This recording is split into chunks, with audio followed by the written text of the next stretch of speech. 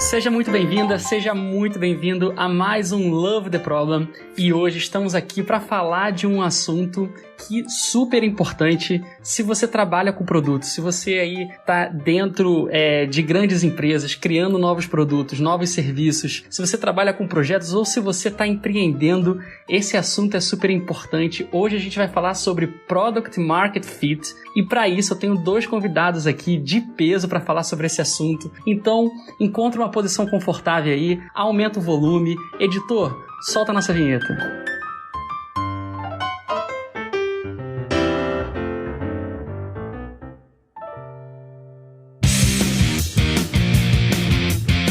Olá, este é o Love the Problem, o podcast oficial da K21.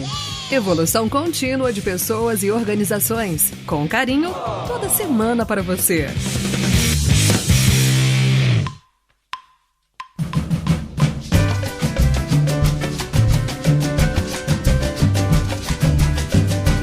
Bem, então como eu disse para vocês, hoje eu tenho dois convidados aqui super especiais para falarem sobre esse assunto de Product Market Fit. E eu vou introduzi-los aqui, mas eu quero deixar que eles se apresentem. Vou começar aqui por ele que está aqui pela primeira vez no nosso podcast, no Love the Problem. Foi a pessoa que me apresentou para esse termo lá em 2013 e alguém que entende muito desse assunto. Inclusive foi através dele que eu conheci o Marcos Garrido e a K21, então um amigo aí de longa data. E estamos tendo a honra de receber ele aqui no nosso podcast. Ele que é professor de empreendedorismo na PUC já há mais de 15 anos, empreendedor, tá aqui hoje com a gente para compartilhar aí um pouquinho da sua trajetória, da sua experiência, mas eu quero deixar que ele se apresente também. Então, Luiz Felipe Carvalho, seja muito bem-vindo ao Love the Problem. Fala, Guga, tudo bem? Obrigado pelo convite aí. E você já fez o spoiler todo aí, né? Já falou tudo, que eu sou professor e empreendedor, e acho que isso resume. Ao longo da conversa, eu entro em mais detalhes aí do que eu tô fazendo. Mas, basicamente, sou professor da PUC-Rio já há 15 anos, do Departamento de Administração de Empresas da Universidade, e durante 6 anos eu toquei o Centro de Empreendedorismo também, lá da Universidade, que foi muito bacana, conheci muita gente e tem muita história para contar. E de uns anos para cá, eu fiz uma trajetória um pouquinho diferente aí da maioria dos professores, que normalmente fica mais na parte teórica, e eu resolvi cair na prática e abrir também uma startup com, enfim, eu costumo dizer para meus alunos, e você foi um deles, vai lembrar, eu falo o seguinte, que eu falo para minhas turmas, no final da história, eu sou a pessoa que mais aprende, apesar de ser o professor, mas eu sou quem mais aprende. Se você um dia quer realmente aprender alguma coisa, vai tentar ensinar alguém. Isso é a melhor maneira de aprender. Então foi o que eu fiz nesses anos todos aí na PUC, né? Tentando ensinar empreendedorismo, mas eu tenho o sentimento que eu fui que mais aprendi, né? Com todos os alunos que passaram lá e as pessoas todas que eu conheci ao longo desse tempo, né? Que estão nesse lugar super especial, que um dia era físico, hoje é online, que é a sala de aula, que é um momento de troca. Então você imagina o que é essa vivência e você ouvir histórias durante anos e anos de forma recorrente. Isso tudo me alimentou o interesse de um dia ir para o meu laboratório prático, vamos dizer assim, criar uma startup e aí eu conto mais à frente aí para vocês. Começou em 2018 com essa vontade, os primeiros passos, até que em 2019 efetivamente eu me joguei na água e abri, né? Incorporei lá o primeiro CNPJ e aí tem história para contar. Estamos em 2021, são 2 aninhos, tá no início ainda, mas foi intenso, né? Podcast aqui não dá para ver a minha cabeça, tem cabelo ainda bastante, mas já tá começando a ver o que tem embaixo ali, né? Já perdi bastante e faz parte do processo. Então vai ser um prazer compartilhar com vocês aí um pouquinho dessa experiência e o que eu vi dos dois lados, tanto do lado teórico e agora trazendo essa teoria para a prática.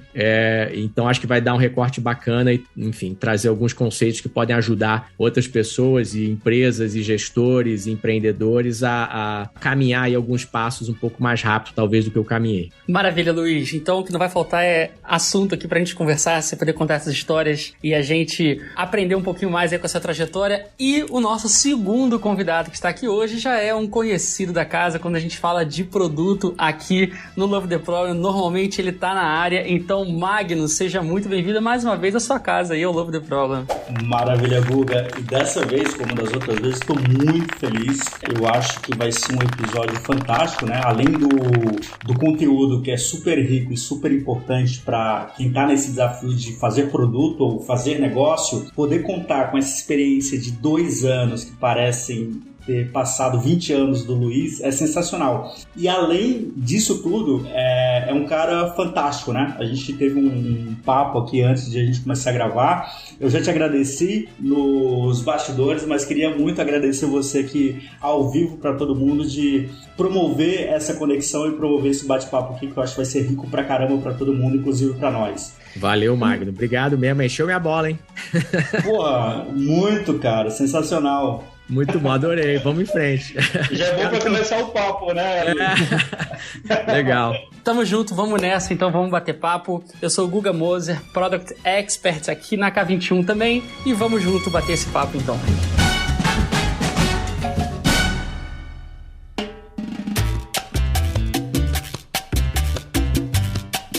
Bem, gente, pra gente começar aqui o Love the Problem, vamos tentar entender qual problema a gente está resolvendo com Product Market Fit. Luiz, você que me apresentou esse conceito lá em 2013, pô, isso marcou a minha vida. Queria pedir pra você começar aí, compartilha aí pra quem tá ouvindo, afinal, o que é o Product Market Fit e que problema ele ajuda a resolver. Então, maravilha, Guga. Olha, eu vou ter que falar aqui vou ter que dar um pouquinho de informação, vamos dizer assim, de bastidor para poder chegar no conceito, né? Prometo que eu vou tentar não ser tão teórico como nas aulas, mas eu acho que antes de falar de Market Fit, a gente precisa entender aí sobre o processo de empreender, assim, de forma bem resumida, basicamente é um processo que nasce com uma visão, uma pessoa ou um grupo de pessoas que tem uma visão, tá? E essa visão, ela vai se transformar numa oportunidade, no modelo de negócios, e esse modelo de negócio eventualmente pode ou não dar certo, e se ele dá certo, se ele mostra sinais que ele está dando certo, você vai fazer aquele modelo crescer e embarcar mais pessoas, né, naquele processo todo de transformação, seja lá o que for que você está criando. Seja uma padaria no bairro que não tinha, ou seja aí um próximo Uber ou coisa do tipo. Tanto faz, tá? Mas o fato é que você vai mudar o comportamento das pessoas e vai caminhar no sentido disso virar uma inovação, tá? Uma inovação não no sentido só de novidade, tá? Qualitativo, mas no sentido de difusão. Então, o processo empreendedor todo é um processo de caminhada que vai de uma visão que está muito dentro de uma pessoa, passando por um modelo de negócio e chegando numa inovação, ou tentando chegar numa inovação. Depois disso, existe ainda outros desafios, né, que as empresas grandes vivem aí muito, que é o desafio de você sustentar essa inovação. É um outro problema estratégico enorme, como é que eu sustento a inovação que um dia eu atingi, né? Mas vamos focar nessa primeira fase aí da gênese, né, do nascimento. E aí, dentro desse processo que vai da visão até a inovação, tem uma fasezinha ali muito interessante, que é essa fase da startup, tá? E as pessoas falam, mas professor, empresa tal é startup, não é startup, o que é startup? Enfim, na área de ciências sociais, negócio, você pode definir os termos do jeito que você quer, tá? Eu sigo a definição e acredito muito nessa definição do professor Steve Blank, tá? Que é um professor, originalmente, ele foi empreendedor, depois foi dar aula na Universidade da Califórnia, em Berkeley, e depois foi para Stanford, né? E o Steve Blank tem a literatura brilhante, né? O livro deles lá, o The 4 Steps to the Epiphany, né? É um livro que deu origem depois para o Lean Startup, né? Ele foi professor lá do Eric Ries, que criou o Lean Startup, né? Inclusive foi um pré-requisito, não sei se as pessoas sabem. O Eric Ries veio pedir dinheiro pro Steve Blank, né? Ele já era professor e investia. Investe aqui em mim. O Steve Blank falou, invisto, mas você tem que assistir minha aula. E ele assistiu a aula, na aula dele lá, que na época era em Berkeley, e aí ele conheceu o modelo de Customer Development, né, do Steve Blank, e a partir disso ele juntou com outros insights que ele tinha de Lean Manufacturing e por aí vai, né, método Toyota, e criou o termo Lean Startup em cima dessas ideias. E acabou que, eu acho, na minha opinião, que o conceito, a metodologia que ele criou acabou dando até mais certo do que a empresa que ele queria criar, né, e trouxe muitos louros aí para ele e para o próprio Steve Blank, né? Mas pessoalmente eu gosto muito do trabalho do Steve Blank e admiro muito tudo que ele faz lá, né? Que ele fala. Então o Blank, ele tem a definição de startup que é muito curiosa, que fala o seguinte: startups são organizações temporárias, tá? Temporárias, projetadas para encontrar ou para descobrir um modelo de negócio que seja recorrente e escalável. Então você fala assim, empresa tal é startup? Eu pergunto para os alunos. Aí, geralmente as pessoas vêm nessa interpretação. Se a empresa é meio cool, se ela tem um lance de tecnologia ali, tem um charme, é startup. Se a empresa velha, não é startup, né? Não é por aí, pelo menos nessa interpretação do que é startup.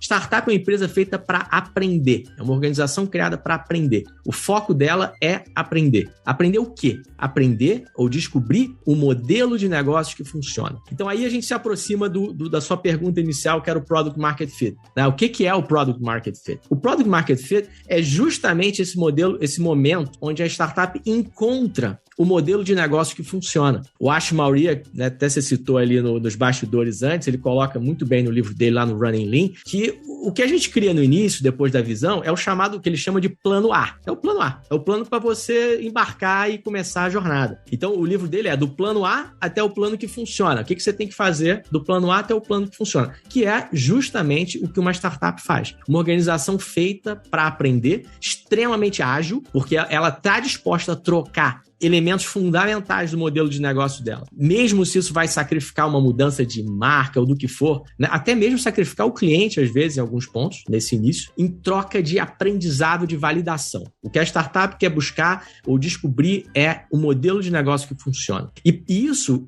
quando ela começa a encontrar esse modelo de negócio, ela começa a entender, ela começa a perceber ou visualizar o que ela vê, né? É um canvas? Não é um canvas, né? O que ela vê são as chamadas evidências de tração, né? Ou traction, o pessoal fala em inglês. Então, o market fit é o momento que você já está, o product market fit, que você está vendo tração. Tração em quê? Em vários elementos. E aí, eu gosto muito da definição do Marc Andreessen para product market fit. E o Marc Andreessen é um empreendedor brilhante, né? Enfim, todo mundo sabe, o cara criou o Netscape lá atrás, no início da internet. Depois, ele acabou criando, né, junto com Ben Horowitz, a Andreessen Horowitz, que é uma das empresas mais bem-sucedidas de capital de risco do mundo, e são referência aí enfim, por eles já passaram centenas de startups que hoje estão aqui no nosso dia a dia, na nossa vida. E o Marc Andreessen, ele tem a definição curiosa que ele fala assim, olha, é difícil definir o que é Product Market Fit, mas você vai saber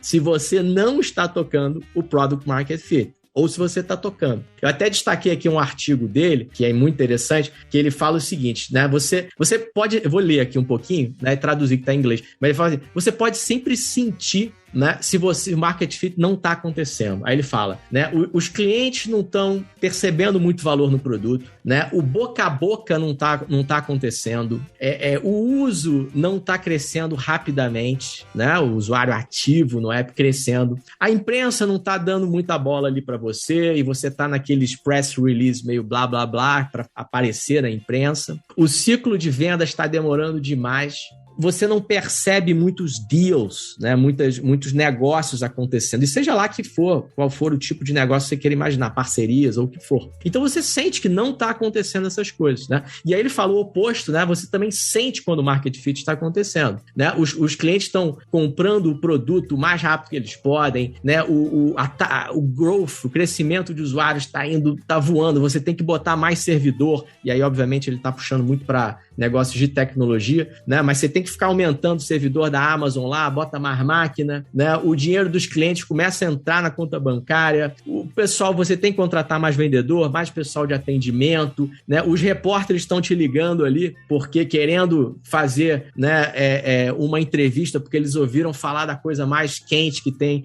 Então, assim, ele descreve com uma imagem o sentimento do market fit. E eu acho que, agora, para finalizar aqui a explicação, aqui na minha experiência que eu tive nesses 2 anos empreendendo aqui com a minha empresa, foi exatamente isso. Exatamente isso. Foi exatamente o que ele descreveu. Você sente. Na primeira empresa, a gente sentiu quando atingiu esse market fit, e foi tudo explosivo, muito rápido. Mais à frente eu posso contar um pouco, né? E nessa segunda agora que eu estou criando, que é o NG Cash, que é uma carteira digital focada na geração Z, o público adolescente, pré-bancarizado, né? A gente trabalha ali, nosso lema é independência financeira, independente da sua idade. Então, nessa startup, a gente está justamente na busca, no momento de busca pelo product Product Market Fit. A gente já sente algumas evidências de tração, mas claramente a gente sabe que ainda não chegou totalmente lá. Então, acho que o ponto final do Market Fit não é um momento que está assim, olha, chegou ou não chegou. Você vai se aproximando dele, ele é um espectro, mas tem uma hora que você está totalmente dentro, com o corpo totalmente dentro, e você sente que agora eu estou vestido. É como se fosse, acho que é uma roupa. Você botou o chapéu, você sentiu, tô chegando. Você botou a camisa, de repente você fala, pô, falta a calça ainda, tá? Então aí depois você bota a calça, depois você vai, bota o sapato, a meia, ou a ordem que você quiser, mas chega um ponto que você fala, agora estou vestido, tá? Então eu me arriscaria a dizer aqui que a gente se veste de Product Market Fit muito mais do que a gente encontra num estalo o tal do Market Fit. Sensacional, Luiz. Cara, tem uma definição mais simplista do Amaury Pinho. Ele é um dos fundadores, ou fundador da Investidores VC, que ele fala que você encontra o Product Market Fit quando você não está dando conta da demanda. É tanta demanda para usar o teu negócio, usar o teu produto, que você não consegue dar conta disso, né? Eu acho que vem muito de encontro com o artigo que você trouxe, com essa aula que você já deu de cara aqui pra gente. E aí, voltando na definição do Steve Blank, né? Uma startup é um negócio, uma empresa no estágio temporário, buscando um modelo recorrente e escalável. Então, enquanto você não encontra, né, esse modelo recorrente e escalável, que é você não conseguir dar conta da demanda, eu não encontrei ou eu ainda não estou me vestindo do Product Market Fit. Talvez, muito provavelmente, você ainda está no Problem Solution Fit, tentando encontrar um problema ou encontrar uma solução para resolver um problema. Não necessariamente eu tenho um mercado, né? Eu não tenho um business. Possivelmente você está no estágio de um modelo ou uma empresa temporária tentando realmente encontrar um modelo de negócio escalável. Sensacional. Perfeito.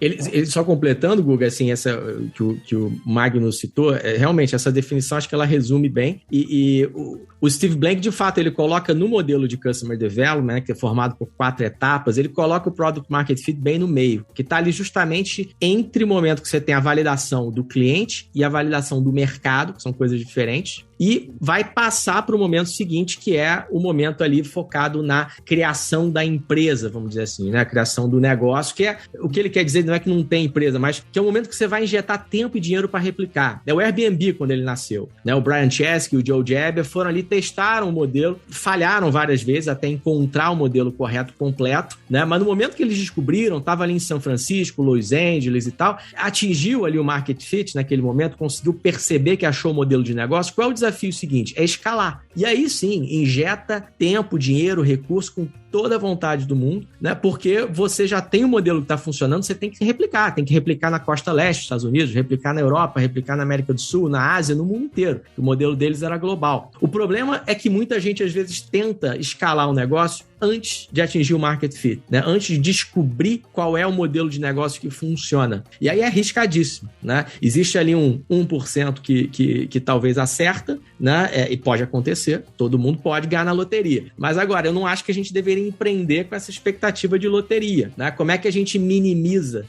esse risco? Então, aí entra o tal do temporário, que o Blank fala que é brilhante, que é o seguinte, o temporário, porque talvez você não vai descobrir o modelo de negócios. Isso deveria ser normal. Então, às vezes, eu escuto estatística do Sebrae, lá não sei o que, e fala, Sebrae que eu digo assim, estatística pública, as startups, as empresas, a maioria das pequenas empresas falham. E é para falhar mesmo.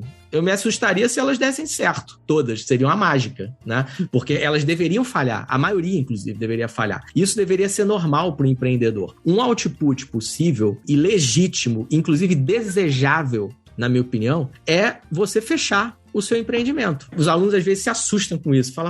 Eu falo, você tem que ser um empreendedor serial killer de empresa, de startup. Você tem que matar a sua startup, né? No sentido que ela tem que se provar ali para você que tá dando tração, que o empreendimento tá crescendo. A pior coisa que pode fazer é você ficar tentando deixar ela viva se ela não é um bom negócio. Mata logo e vai para a próxima. Cria outra, né?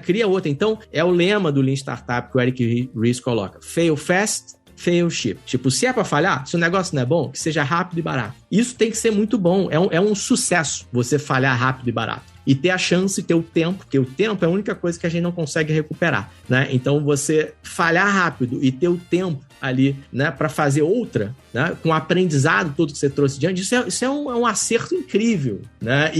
E acho que a gente está começando a entender essa mecânica, né, no mundo inteiro, de que não tem problema nenhum falhar, desde que seja rápido e barato, com o mínimo de recurso, tá? E que você entenda que a startup é isso mesmo, é feita para quebrar. Agora, o problema é quando as pessoas ficam tentando manter ela viva, começam a inflar ela artificialmente e ela tá dando sinais de que não vai para frente, né? E você tenta manter ela viva por anos. E aí entra o problema, né? Aí entra realmente o erro. Esse é o erro. E isso é impressionante, né, Luiz? Porque é o que eu chamo de escala prematura. Se você ainda não encontrou o Product Market Fit e você está escalando número de pessoas dentro da sua empresa, número de servidores, para atender 1 milhão de usuários, se você não tem cara, você está gastando energia, está gastando dinheiro para se frustrar. Só que ao mesmo tempo, né, nessa busca, seja um empreendedor ou seja uma grande corporação, a gente tem uma sede muito grande pelo sucesso. Tem que dar certo, tem que dar certo. Como é que escapa disso, cara? Você tem alguma dica? É uma pergunta injusta, mas tem algum caminho que você vê? Como é que a gente sai disso? Porque no final é uma questão de modelo mental, né? Como é que eu vou valorizar e vou comemorar porque eu criei algo e ele falhou super rápido e eu gastei menos dinheiro? Como é que eu aprendo em cima desse erro? Porque é uma questão cultural, obviamente talvez mundial, não só do Brasil, mas como é que a gente comemora a falha, mas não a falha pela falha, mas a falha com o aprendizado para eu construir o próximo negócio com menos erro, com mais assertividade, enfim. Você tem algum caminho aí, algum insight para trazer para a gente? Eu acho que a primeira coisa é ter consciência desse processo, porque não pode ter glória nesse processo de empreender, tem que estar muito humilde, né? Não pode entrar, tipo, vou criar a minha empresa é um negócio. Eu falo, fica sempre com o pé atrás com a empresa que você está criando, porque ela pode te levar para um caminho muito ruim. Então, não ter esse apego nesse sentido, né, do modelo de negócio da empresa, tá? Eu acho que, óbvio, é natural, o negócio que você está criando, você vai fazer tudo para dar certo. E tem que trabalhar para dar certo, obviamente. Agora, não pode ter esse apego do tipo, tá mostrando que não tá indo, né? E o cara não para. E o cara insiste no erro, no mesmo modelo de negócio. Tenta injetar mais dinheiro para escalar. Então, assim, acho que tá consciente de que essa falha, tá, no sentido de esse modelo de negócio que eu testei não deu certo, eu vou parar. Eu já vi gente parando. Teve um aluno meu lá, eu admiro muito ele. Eu acho que eu vou citar aqui, não tem problema, mas muitos anos atrás ele criou a GoBooks, que era um modelo lá novo de aluguel de livro e tal. Assim, ele é muito bom, muito competente como empreendedor, criou a empresa e começou, fez todo o caminho direitinho, né? Ótimo programador, foi desenvolvendo, e a empresa, todo mundo olhava de fora e falava, cara, essa empresa tá bombando. Quem olhava de fora. Mas ele ali dentro percebia que não tinha atração. O que ele fez? Fechou. Quando ele fechou a GoBooks, muita gente disse assim, caramba, esse cara tá louco, porque é uma marca, todo mundo conhece, não sei. Mas as pessoas não entenderam, né, a visão dele. Ele estava correto, não estava dando tração àquele negócio. Então, né? Uhum. Isso é importante, né? Falhar nesse sentido. Então, eu acho que tem que ter uma diferenciação muito grande entre, assim, o que é falhar um modelo de negócio e o que é falhar a sua visão. Porque, assim, a visão, essa você não precisa matar por causa do negócio. Ela pode tomar formas diferentes. Aí eu recorro, assim, acho que quem melhor explicou isso foi aquele consultor, o Simon Sinek, com o famoso círculo dourado, né? Tem o why, tem ali o como, né? O how, e tem o what. O why você não precisa matar. O que eu estou promovendo aqui não é matar o propósito, não é matar a visão, é o modelo de negócio. Isso que eu acho que tem que ser compreendido. Então, acho que para empresas, por exemplo, que estão fomentando o empreendedorismo, tem que entender isso muito bem. Porque, especialmente quando é empresa grande se metendo em startup, é um negócio perigoso, porque são dois mundos, na minha opinião, assim, bem diferentes. O empreendedor é um bicho selvagem, e assim, que toma decisões gut feeling. Como diz o Steve Blank, empreendedorismo parece muito mais com arte do que com ciência. Tem um vídeo dele falando isso. Então, é o cara que acorda às 3 da manhã e toma decisões loucas e não sei... Então, assim, a empresa, às vezes, grande, quer fomentar o empreendedorismo, ela fica só injetando dinheiro, não vai mais. E direcionando, é pra cá, e tem que ir pra cá, e tem que ir pra cá, tem que isso, tem sinergia com o nosso negócio. Lascou. lascou, vai matar. Luiz. Tem que deixar morrer, né? E rápido, esse que é o ponto. E por isso, Guga, só para fechar, esse foi o sucesso da Y Combinator, né? Quando o Paul Graham criou, qual foi o sucesso? Porque tinha o modelo anterior que era de incubação, que protege. A aceleradora, se você pensar, é o oposto. Não é um funil que vai entrando, você vai segurando, só sai quem tá... O acelerador é um cilindro. O que entra, sai. Pelo menos na origem lá era isso. Entrou o batch, pá, é rápido, mói todo mundo ali, sai todo mundo. Uns saem mortos, outros saem vivos. E não tem problema nenhum com isso. Quem saiu morto, né, é igual joguinho de videogame. É só você apertar pra jogar de novo. Volta lá pra cima do cilindro. Aproveita que é bom assim. É simples e bom assim. Só que as pessoas a maioria não consegue ver desse jeito. E aí, né, acho que é o lema do mercado do OLX lá, desapega. Tem que pegar o pessoal da OLX pra usar o lema pra startup. Desapega, né?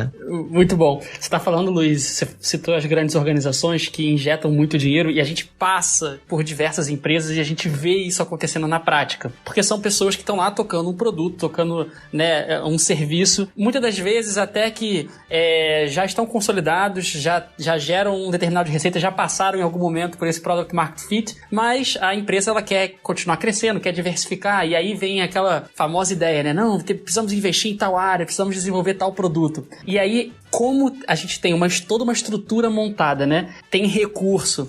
Acaba que esse apego dos times, esse desperdício, ele acaba sendo muito mais fácil de acontecer. E aí, a gente precisa estar atento, né? As pessoas que estão lá precisam, de fato, conhecer essas técnicas, conhecer todo esse conceitual por trás, senão a gente acaba caindo no grande risco de a gente começar a se apegar ou a fomentar algo que não para de pé, que é um produto que às vezes ninguém usa, que ninguém quer. E aí, gente, qual que é o perigo disso tudo? Uma hora a conta chega.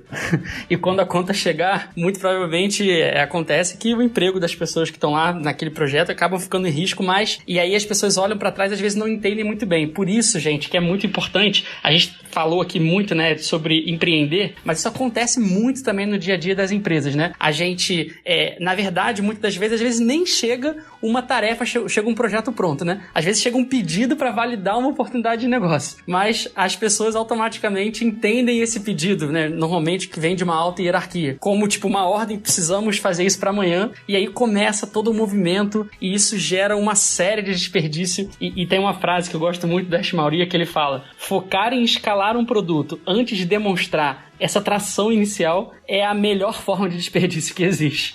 E isso é muito verdade, né? Porque isso acontece muito todos os dias, em todas as empresas, o tempo todo, e a gente precisa ficar atento em relação a isso. E, gente, só fazendo um parêntese aqui, a gente tá falando aqui no nosso podcast, dando várias referências, citando aqui várias pessoas, vai estar tudo lá no nosso backstage. Então, k21.link/backstage, você consegue acessar lá e ver todas essas referências, frases marcantes que a gente tá falando aqui no nosso podcast. Não deixe de acessar aí depois. E aí, Luiz, você falou da sua trajetória aqui com a Trampolim, que foi uma trajetória de 2 anos que você viveu esse Product Market Fit e agora tá vivendo de novo. E aí, durante aqui o nosso papo inicial, você falou bastante sobre esse sentir o Product Market Fit, essa questão da atração, né, que é algo que a gente vê que tá acontecendo e a gente vai saber quando acontece ou não. Queria ouvir um pouquinho de você e na sua trajetória da Trampolim, como é que foi esse processo de sentir esse Product Market Fit, como que vocês acompanharam, mediram isso e vocês falaram assim, de fato o Product Market Fit tá acontecendo, ou agora estamos bem vestidos. Legal, assim, eu tinha mencionado antes para vocês aí no bate-papo prévio aqui, né, sobre a Trampolim, e que é uma empresa chama de BaaS, né, Banking as a Service. É uma empresa que faz contas de pagamento, né, contas digitais, e a gente conhece várias empresas que são ou foram contas digitais, tem aí, por exemplo, lá o Nubank foi um dia, o Rapibank, Mercado Pago, etc e tal, uma regulação que o Banco Central lançou lá por volta de 2013, 2014, que deu origem para esse tipo de instituição de pagamento, que não é uma instituição financeira, né? Então, um relatório um pouco mais leve, né, para dar acesso e melhorar, inovar na área de pagamentos. E no caso, essa empresa que a gente criou, eu digo a gente porque Eu não criei sozinho ela. Ela nasceu de conversas em 2018 lá na universidade, na PUC-Rio, e essas conversas, elas foram se desenvolvendo até que em 2019 a gente abriu efetivamente uma empresa na incubadora da PUC-Rio, o Instituto Gênesis, que já passaram mais de 200 empresas, startups que deram muito certo. Então é um case de sucesso, está operando desde 97. Tá, pioneira mesmo, tenho que falar aqui do Gênesis. E eu entrei nesse carrinho, muito nessa de eu sou professor, e ouvi histórias pra caramba nesse tempo, ouvi vários alunos meus que criaram empresa, acompanhei esse processo todo, da folha de papel, do guardanapo ali, né, até empresas grandes, e aprendi muito com eles. Falei, agora eu quero fazer também. E estava interessado nessa área de finanças digitais, porque eu me conectei com esse tópico nos últimos anos, e percebi ali que tinha um processo de transformação digital muito grande acontecendo no setor financeiro. E foi um grande acerto ir para essa área, né? Inclusive, isso é uma coisa até que eu posso falar aqui com muita segurança, está escrito também ali nos textos aí do Marc Andreessen, que é o seguinte, né? O que é mais importante, né? Aí ele começa a estar a equipe, o modelo de negócio, a ideia, o funding, vendas, é o mercado. Tudo é importante, mas o mais importante é o mercado, você encontrar um mercado. E nesse quesito, né, a área de finanças, por causa do processo de transformação digital, é um dos melhores mercados para você empreender, né? Basta olhar o radar fintech, que vocês vão ver a quantidade, centenas de fintechs atacando ali um segmento bancário altamente concentrado, né? Não só no Brasil, no mundo inteiro, né? E agora um momento de oposto, né? É um pêndulo, a vida é um pêndulo, a coisa vai para um lado, depois vai para o outro, o resultado está sempre no meio. Então, estava muito concentrado, agora, né, o pêndulo está indo para o outro lado, então está todo mundo atacando os grandes bancos de todos os lados que vocês podem imaginar, seja pagamento, crédito, investimento, seguros, câmbio, o que for, você imaginar, né? Porque tinha ali um mercado muito, muito consolidado, muito integrado, e isso na prática acaba, a área de estratégia, microeconomia não mente, né? A teoria das organizações industriais, acaba que ser mercado ali concentrado, a tendência, né, é você reduzir o nível de serviço para o cliente, você não tem tanto incentivo para atender o cliente bem e aumentar preço, porque você tem um monopólio temporário ali.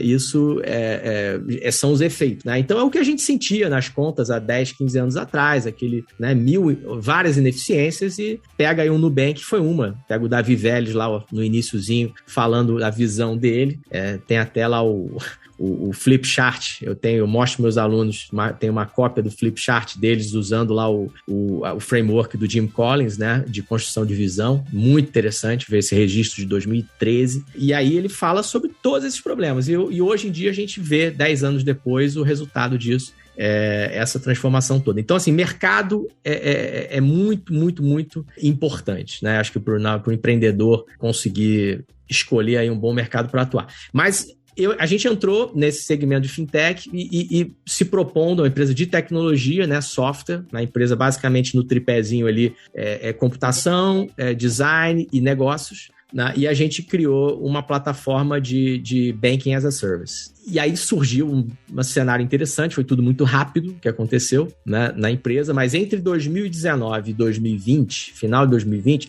a gente acabou testando 2 produtos. Um protótipo, né, que a gente fez junto com um ex-aluno meu que também estava empreendendo já desde os 14 anos de idade, que é um fenômeno, né, que é o Mário. Mário Augusto, e o Mário sempre teve na área de mídia, de influenciadores digitais. Ele criou um canal junto com mais 2 sócios, né, amigos na época, quando eles eram crianças, e esse canal deu muito certo, tem mais de 8 milhões de seguidores, e aí acabamos nós juntando o Mário com a visão dele lá de distribuição e a gente com a conta digital, falando, vamos criar uma conta aqui, e aí fizemos um protótipo pensando nisso, uma conta digital focada na geração Z. E aí foi aquele trabalho de desenvolvimento de software, né, validação, a gente ia em sala de aula e pedia para os colegas professores, deixa a gente ir mostrar, ficava ali na frente da PUC conversando com gente, do mesmo jeito que o Nubank fez, por exemplo, lá eu vi imagens deles, acho que na USP ou em outras universidades, fazendo teste, e foi essa a ideia, a gente validando o produto, mas acabou que quando a gente fechou um acordo com a Mastercard, né, para ter o cartão Mastercard, para poder lançar lá o nosso MVP, eles deram uma nota na imprensa e aí essa nota acabou originando, foi o canal que originou outras empresas a chegarem pra gente e falar, poxa, vocês criaram uma empresa para os influenciadores digitais, um banco, cria para mim também.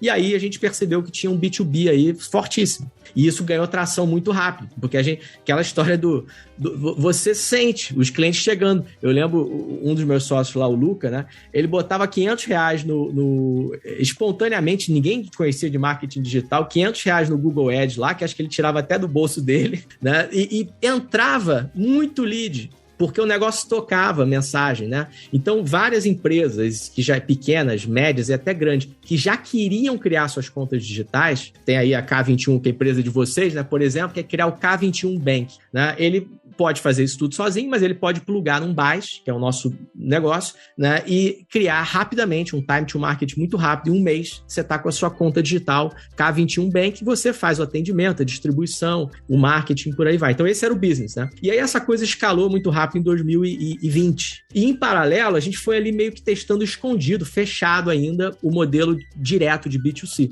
E acabou que, em agosto de 2020, a gente abriu esse modelo do B2C também, né? O que é abrir? A gente não estava anunciando, tinha só usuários beta teste, porque imagina, né, é um negócio que a gente tinha que testar bem o produto.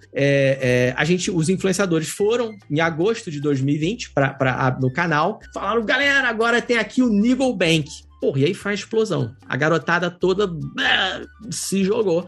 E, de repente, a gente se viu num cenário ali que a gente estava com 2 modelos de negócio dando tração, no B2B e no B2C. E aí, encurtando aí a história, né, até porque isso foi agora no ano passado, meses atrás, mas para encerrar, acabou que a gente, enfim, avançou num caminho, né? Alguns clientes se interessaram em incorporar o nosso negócio de B2B e começou todo um processo aí, uma via de M&A, né, de fusão e aquisição, e essa via caminhou para o negócio de B2B, e aí tinha um motivo muito importante para isso, que nesse negócio de conta de pagamento tem uma parte regulatória muito forte. Então a gente pensou bem e falou, poxa, o que a gente faz? A gente desenvolve em casa esse regulatório ou a gente se junta com uma dessas empresas maiores que já pode trazer isso pra gente e, enfim, fazemos aqui o nosso primeiro exit e vieram ofertas e, enfim, não dá para entrar muito nesse tópico aqui publicamente, mas, enfim, acabou que essa via caminhou do M&A e aí eu e Mário, a gente fez uma spin-off, né, antes disso do modelo B2C e aí toda a equipe foi lá pro lado do M&A e trocamos ali as participações e eu e Mário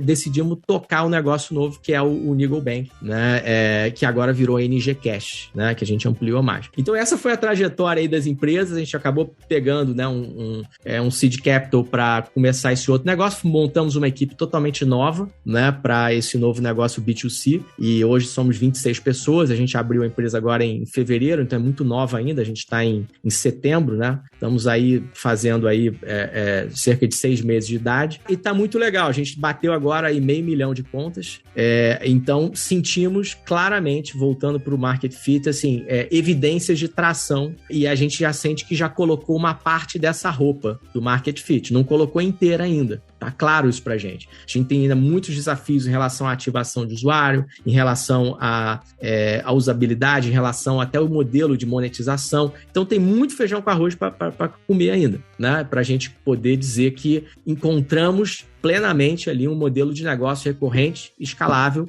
tá? Que é o objetivo da startup. E esse é o nosso objetivo hoje em dia. Então a gente faz muito teste e aí entra toda essa parte que a área digital é muito boa para empreender, né? Que você pode testar tudo, né? Você pode testar tudo, mudar, experimentar, né? O app de um jeito, o app de outro, e por aí vai. Então, tá sendo uma trajetória muito bacana de empreender, né? Com esses conceitos todos e conseguir medir, né? Antes, teoricamente, eu entendia o que era, mas hoje eu consigo sentir no feeling ali, na prática do que é cada coisa, o que é muito, o que é pouco, né? O que é esse desafio todo que tem ligado na parte de governança da empresa, né? Você fala teoricamente, outra coisa é você ver ali na prática. Na prática, né? Skin the game, né? Tá com a pele no jogo. E, Luiz, ouvindo aqui essa história muito legal e você agora no final já começou a conectar um pouquinho ali com métricas, né, de funil, já falou, né, sobre aquisição de clientes, falou do desafio de ativar. Quando a gente fala de Product Market Fit, tem um desafio enorme ali de retenção, né, que de fato é o que vai fazer com que a sua empresa ela consiga ganhar essa atração, né? E junto com a retenção tem a receita, né? Porque a conta tem que ser paga, né? Então o negócio tem que evoluir. E muito legal ouvir a história aí,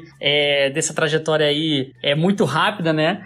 Da Trampolim e agora com o NG Cash. E aí, Magno, eu queria aproveitar, já que a gente falou de métricas aqui, de como começar a medir, o Luiz falou aqui desses experimentos na prática, como que a gente consegue, como é que na prática, no dia a dia ali de quem tá tocando o produto, a gente consegue medir essa evolução olhando para essas métricas de produto e ver o market fit acontecendo? Boa, Guga.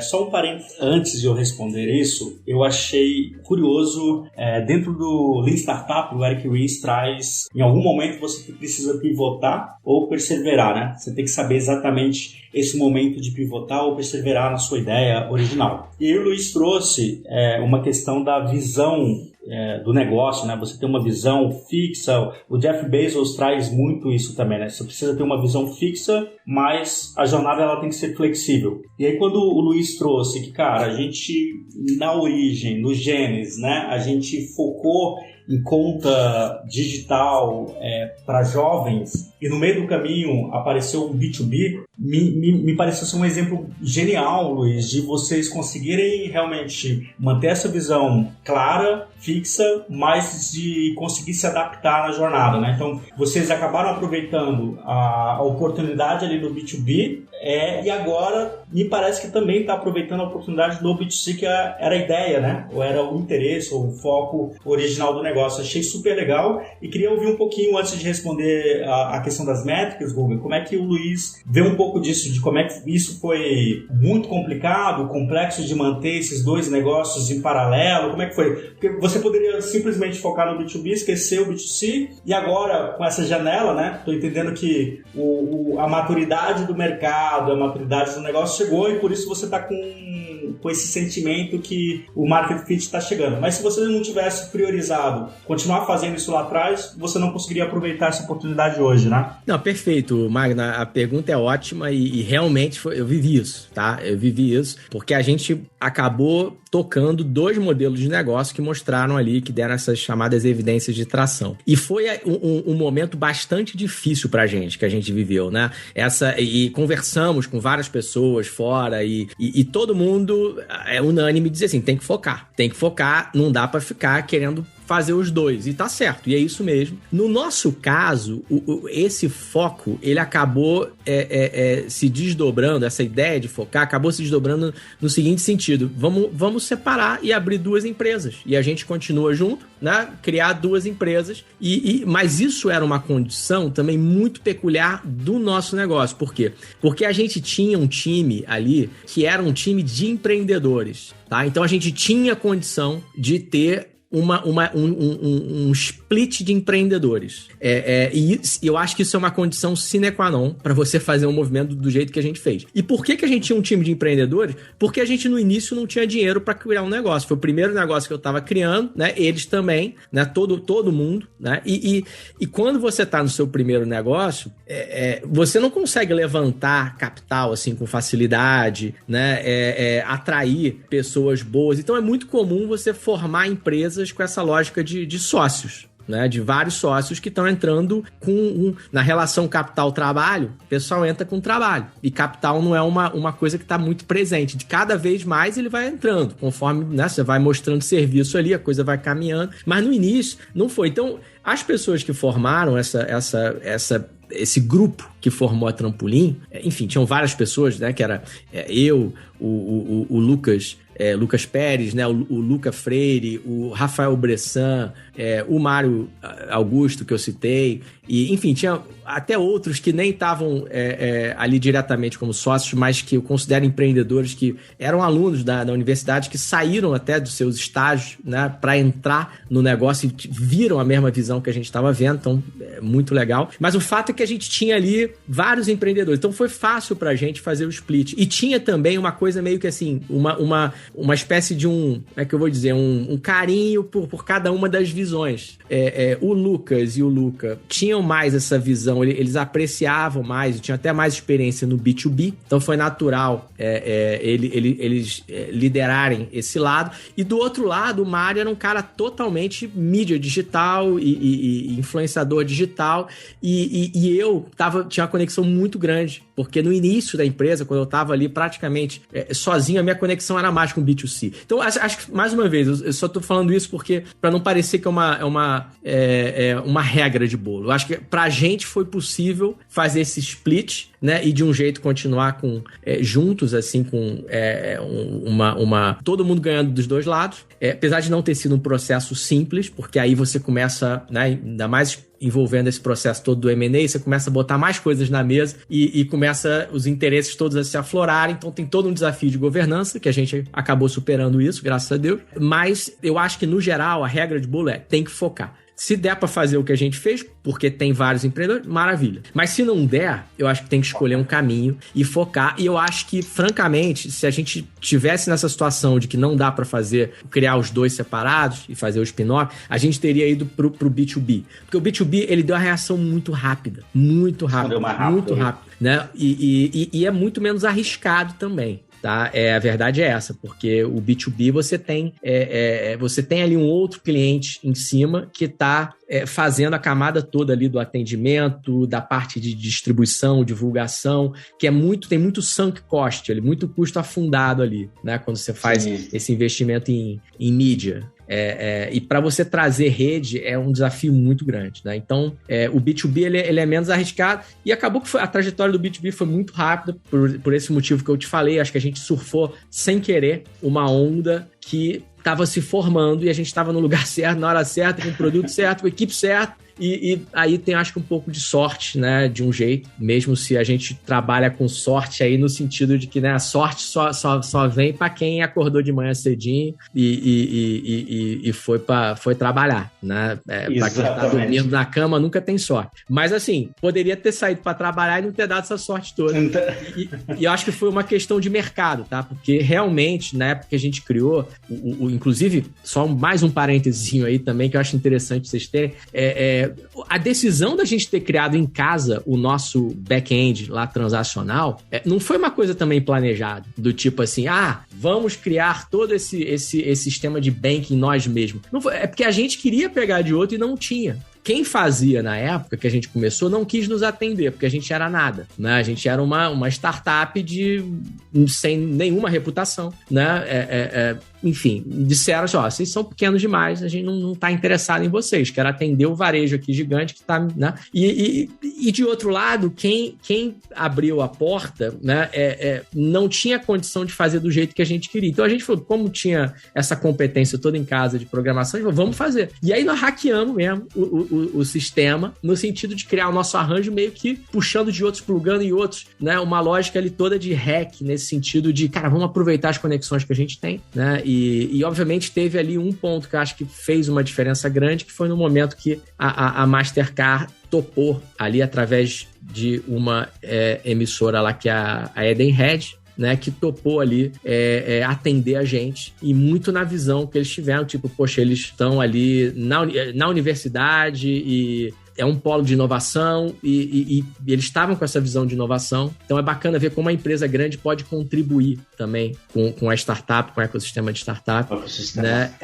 Compreendendo que às vezes é uma sementinha que está ali que vai florescer. E aí, acho que na hora que a gente teve esse selo, a coisa andou mais rápido, né?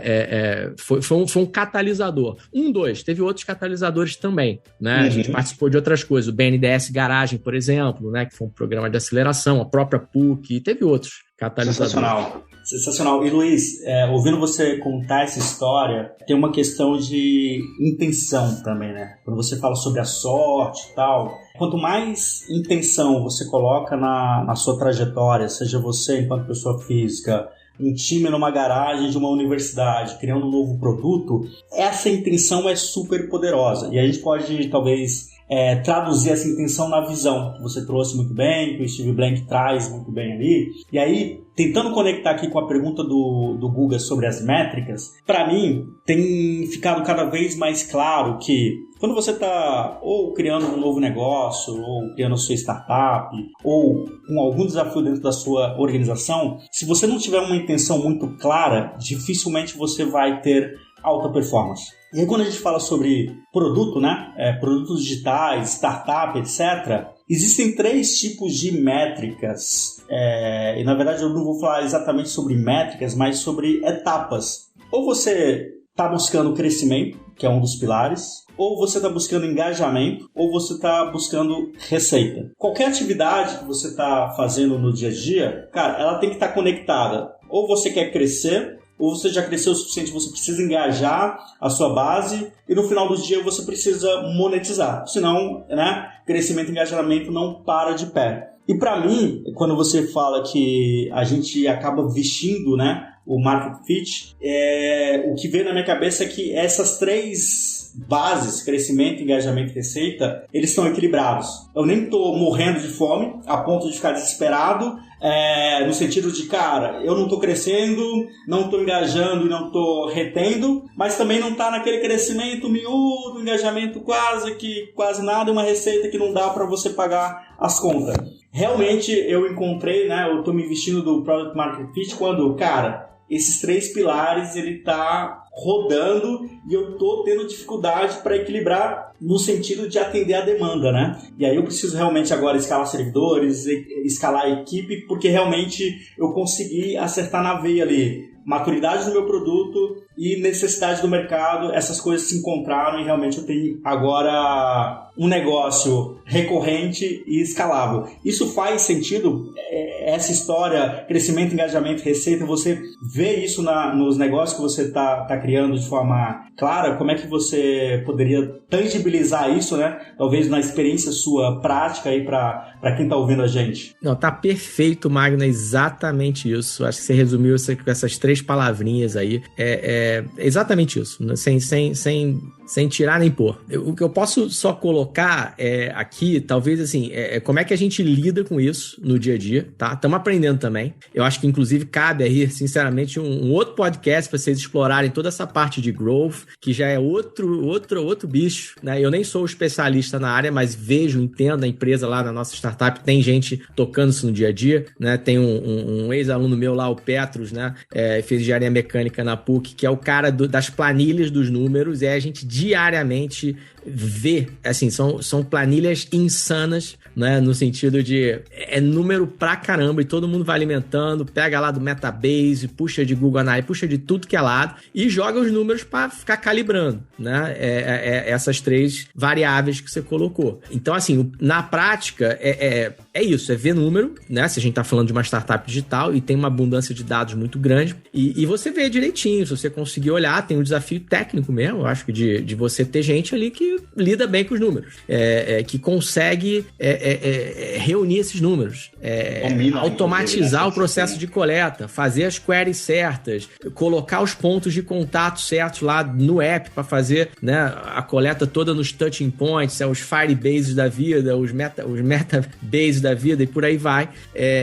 Então, assim, tem um desafio operacional de você trabalhar a métrica, e tem que trabalhar, né? Meu professor de estratégia lá no mestrado, ele já citava uma frase antiga, que é aquela what you measure is what you get, né? Então, what you measure is what you get, ponto, tá? Então é measure, né? E eu que sou da época ainda, sou velhinho já, né? Da época do ciclo PDCA, é isso, é planejar, executa, né? Check, verifica isso, é métrica e depois age corretivamente, né? E os números vão se retroalimentando. Só que na startup você faz com uma dinâmica assim, digital incrível.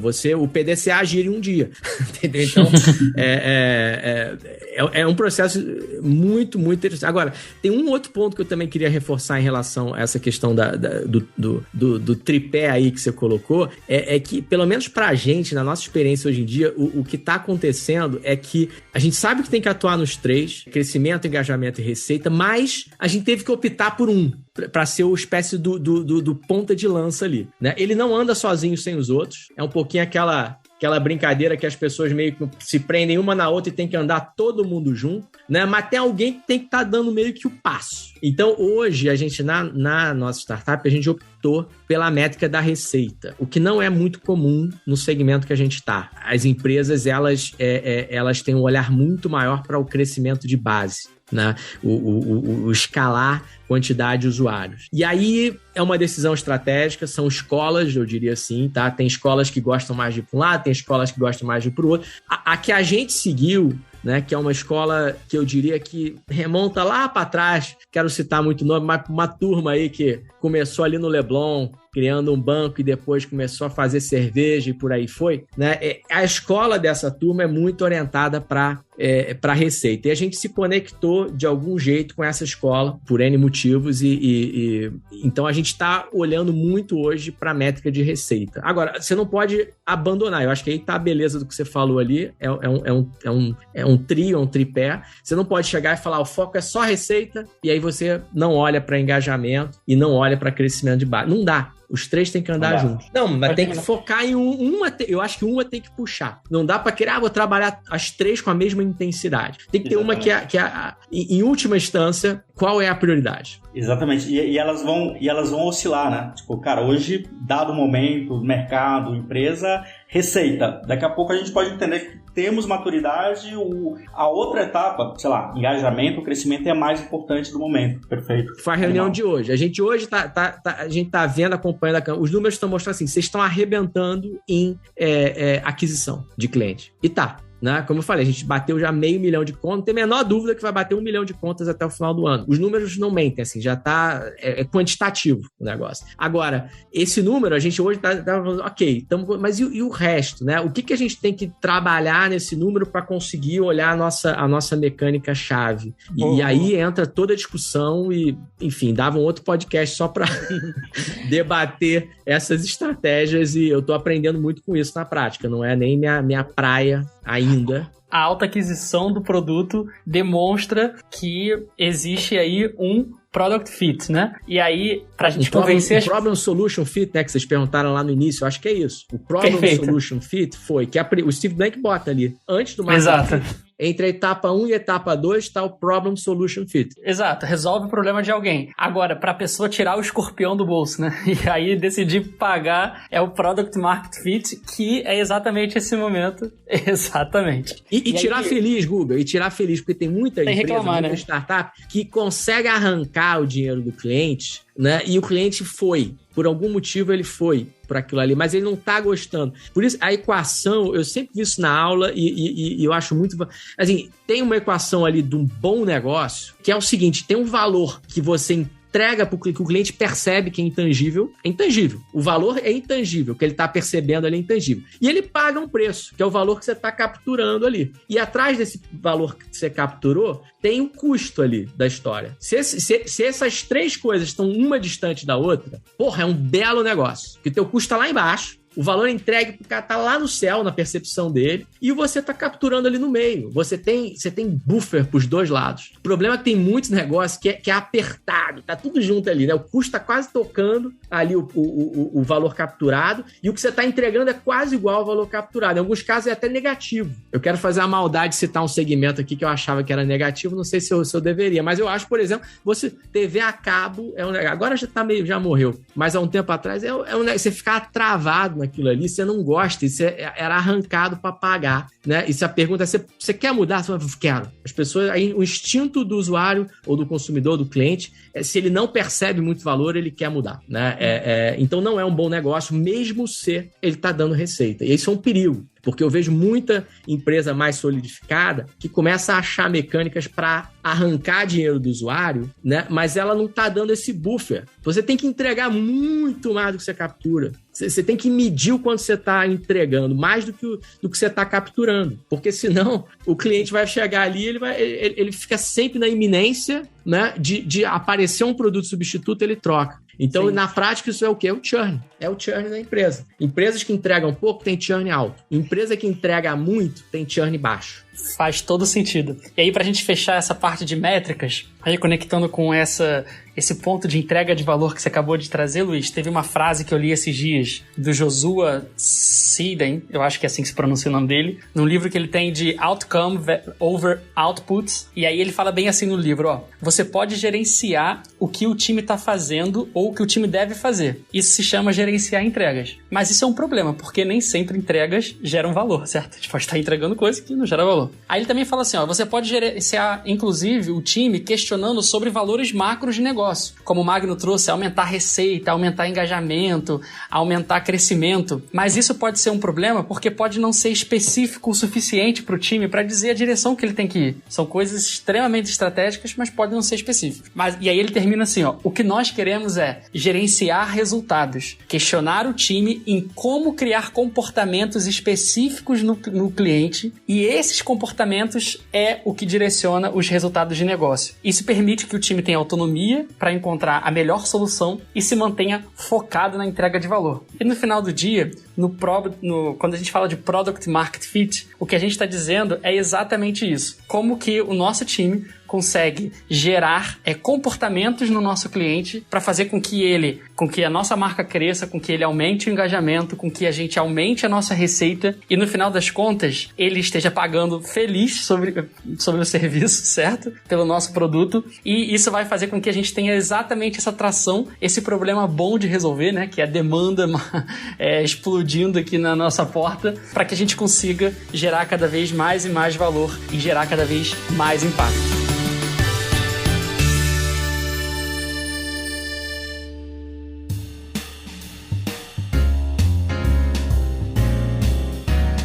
Gente, então para fechar o nosso papo aqui, a gente já falou de muita coisa. Nossa, nosso papo rendeu aqui, tem aqui assunto valiosíssimo.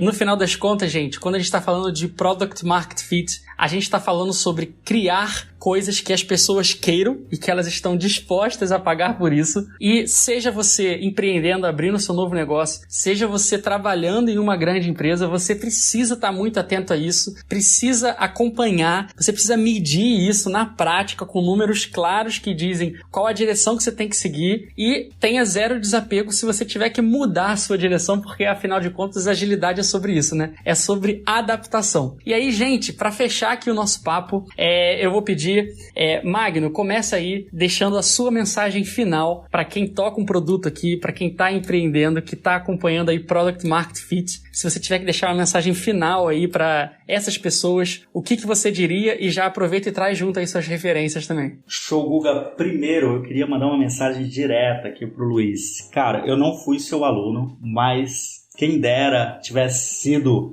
Porque, cara, que aula incrível, que humildade, inclusive, incrível aqui como ser humano, né? Tô te vendo aqui e batendo esse papo. Pra mim, tipo, tem uma folha aqui anotada com vários insights. E pra galera que tá ouvindo, cara, uma das coisas que tem cada vez mais ficado na minha cabeça, eu acho que o Luiz trouxe muito. Quando o cara fala que uma das referências dele é o Steve Blank, você já precisa parar, para o que você tá fazendo e começa a escutar. Porque não é todo mundo que tem...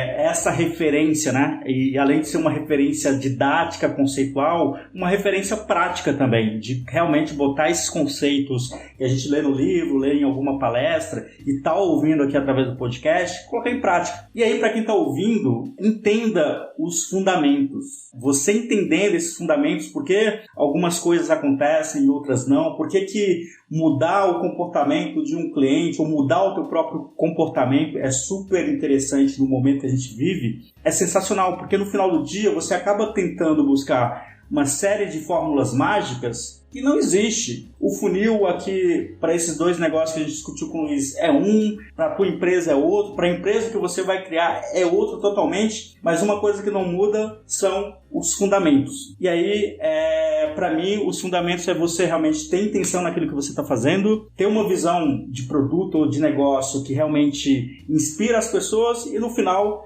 você vai procurar, através de algumas práticas, de experimentos rápidos, validar se você tem uma necessidade no mercado que vale a pena ter o teu negócio, né? Que sustenta o teu negócio e ao mesmo tempo você resolve um problema gigante da sociedade. Cara, é isso e muito obrigado de novo, Guga, por ter proporcionado esse bate-papo aqui. O Luiz já falou que pelo menos 1 ou 2, 3 temas mereciam outro podcast. Eu já estou ansioso aqui pra gente gravar mais episódios. É isso. Maravilha. Luiz, sua mensagem final aí para quem está empreendendo, ou seja, está trabalhando, ou também trabalhando numa grande empresa, trabalhando aí com produtos nesse desafio de viver o Product Market Fit. Qual a sua mensagem final aí para essas pessoas? Olha, tem tanta coisa aí para falar, assim, eu vou falar o óbvio, tá? E geralmente o óbvio é o mais difícil de fazer. Escuta o cliente. Isso é muito difícil de fazer. A gente se depara ali no dia a dia, na prática, todo mundo vai... 100% das pessoas que vão ouvir aqui o podcast, elas vão concordar com o que eu tô falando.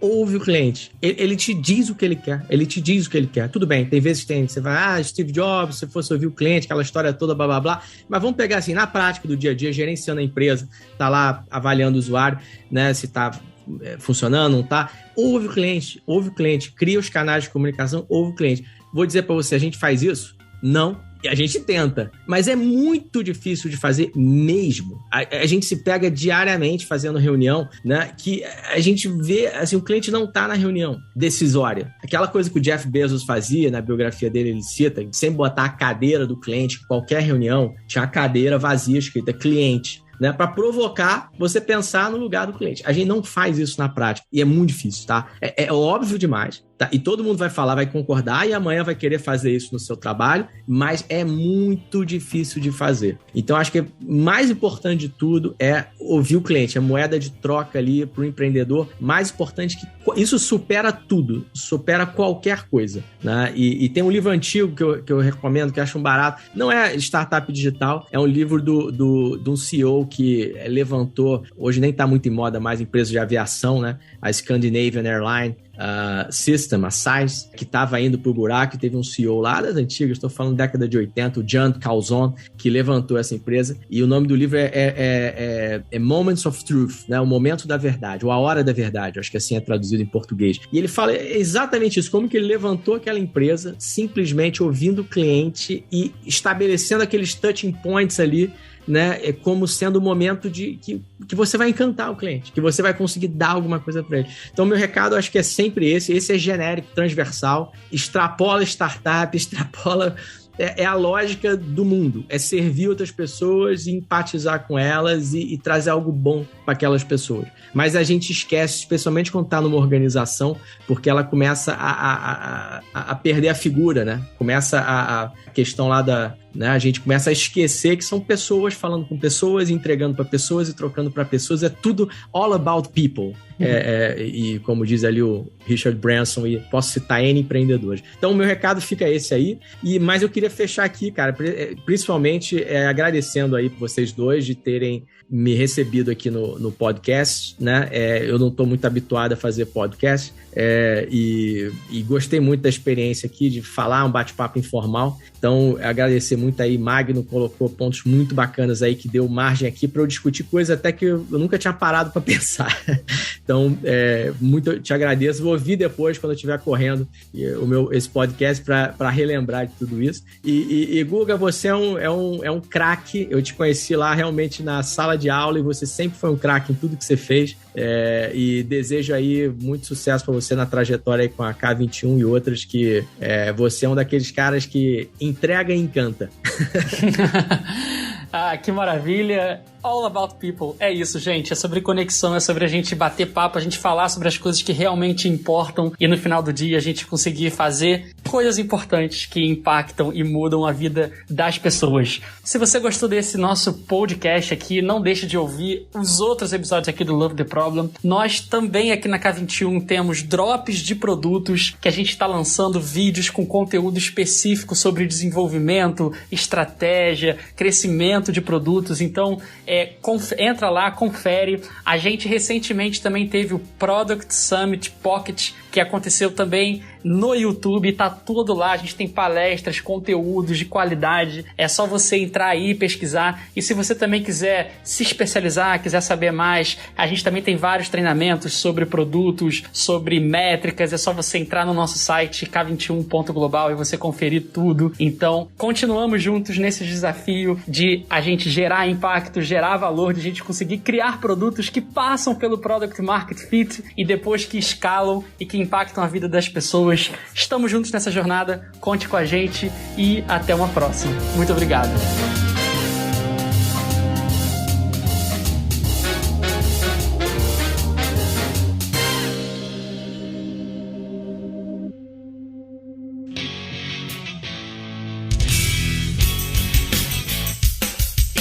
Este foi mais um episódio do Love the Problem, o podcast oficial da K21. Se você curtiu, compartilhe, inscreva-se no seu agregador de podcasts favoritos e espalhe conhecimento por aí. Procure por Love the Problem nas redes sociais e deixe seu comentário ou sugestões. Até o próximo!